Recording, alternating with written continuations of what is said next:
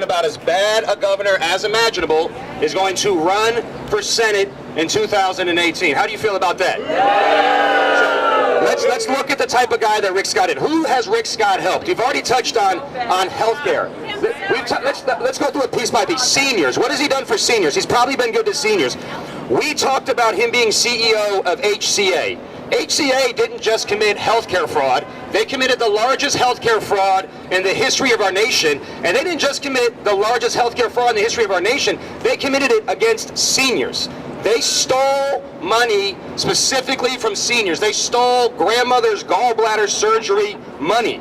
That is a horrible person. So obviously he does not care about seniors. Does he care about our Latin community? Let's talk about that. 2014, he ran for re-election. He had very few minorities in his campaign. One of the only minorities that was in his campaign quit almost immediately because the rest of the staff that he hired was too racist, constantly mocking local Latin cultures. So the gentleman quit almost from the beginning. Look it up. It's very true. So he doesn't care about our Latin community. What about our Arab neighbors? What about our Arab friends and neighbors and co-workers? He has had a Muslim ban in this state for years. He banned Syrian refugees, the mothers, the sisters, the children of Syria, people who had been screened for 18 months, who most of them, when they entered the refugee program, didn't know they were coming into the U.S. They were just running from somewhere, happy to go anywhere else. And Rick Scott banned them because of the color of their skin, because of the accent in their voice, and because of the country they're from. That is not who we are as Americans. Does not care about our Arab community. Do you think he cares about women? Look at what he's done for Roe v. Wade. He has passed law after law in an effort to erode it. And how about his constant, relentless, pathetic attempts to defund Planned Parenthood, making essential health care for women either unaffordable or unavailable? It's despicable. So he doesn't care about women. Maybe he cares about children. Everyone cares about kids, right? He's got to care about kids.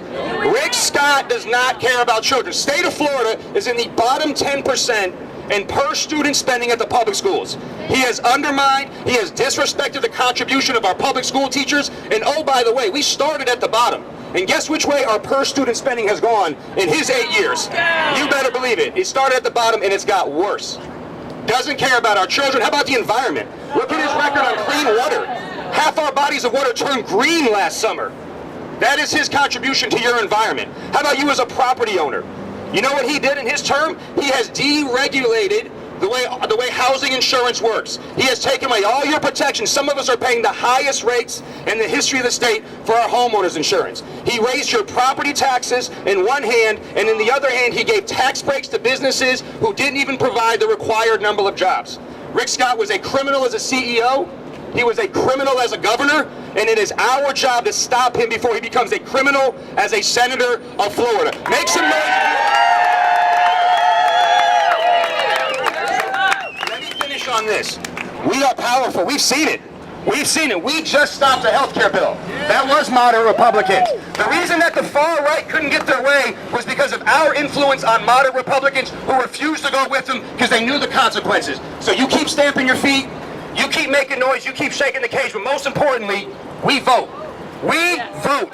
2018, we vote. And you don't just vote. Let me be very clear. We only vote once. But we can create other votes by helping your neighbor vote, signing up the family down the street, helping them know where early voting takes place. You do everything in your power, not just to get your own vote in, but every vote around you. And then we have one more big ask, because Rick Scott doesn't get off that easy. He doesn't just get to lose an election in 2018. We want answers. We want a town hall right here in Orlando. He needs to come here to Central Florida and tell us why he's turning our water green, why he's not providing money for our kids, why he's not protecting our neighbors. He owes us answers. You call up when you leave here today, you call tomorrow. We want a town hall, not with one of his flunkies, not with one of his lackeys. We want Rick Scott to face the people of Orlando. And let me say this.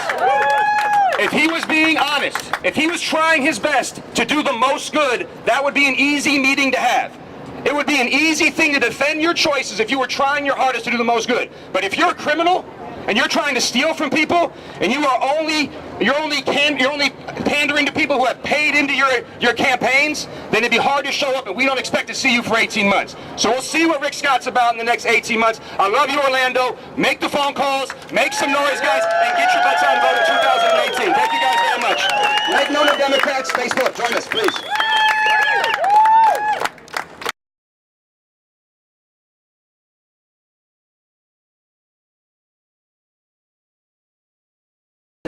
One thing that came to my attention this week, and it's really something that's been going on for a couple years, and maybe most of you know about it, but it was news to me, and I pay attention to the news quite a lot. And that was Rubio's part of making the health care unaffordable, and to get rid of insurance companies that were non-for-profit, small companies, by what he did. It's a little bit complicated. It's not well, actually, it's pretty simple, but it's not something you can chant about very easily. But I've got a few sheets of information, and if you Google "who doomed risk corridor," you'll find out that our dear senator was very involved from 2013 on to try to eliminate any help in getting insurance companies to cover people with pre-existing conditions and things like that. So I've got some information if you're interested, and if not, you can just Google that, and that would be great. Just to give you a little bit more on that, the risk corridors are really what is behind those huge rises in premiums and the loss of insurance companies on the exchanges. Because part of the ACA to begin with said to the insurance companies, we know you're taking a risk. You're going into an area that you don't know how to price this. So if you get any losses, we will take care of you.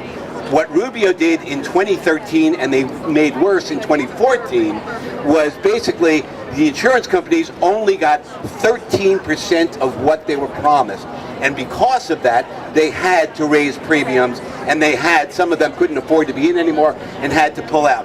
So when you hear Republicans say that the ACA is bound for destruction, it is on their heads, and we have to make sure that people know that. So I'm going to be telling Tom Self about that on Thursday. I'm going to be confronting him. Please join in, and let's hold them responsible for what they have done. Thank you.